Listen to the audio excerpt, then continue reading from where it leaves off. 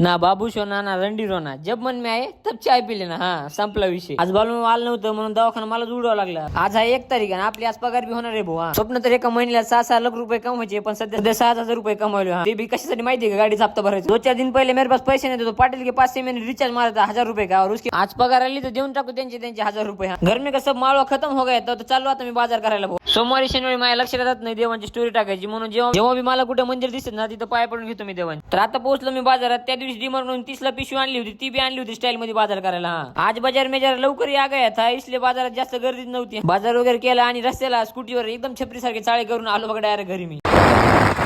मी दवाखान्यात बसलो होतो तर हे पोरं बोलले चल क्रिकेट खेळेंगे. चला म्हणलं आपल्याला तेवढंच काम. बॉल थोडं लांब गेलो म्हणून बॉलायला गेलो तर आपण डायरेक्ट आमच्या जागेवर गाडी लावून टाकली. दिल्ली लेखलो ना आम्ही पुढे. हा, मामा बोलले चल स्लो स्लो में कुछ मजा नाही आता, तू एकदम फास्ट डाल के दिखा. कशाला म्हणलं मामा, स्लो मध्येच खेळ, फास्ट टाकली ना तुला बॉल बी दिसणार आहे आपला. तर मला माहिती आहे तुम्हाला माझे मिनिलोस आवडत नाही, तरी तुम्हाला फॉलो करून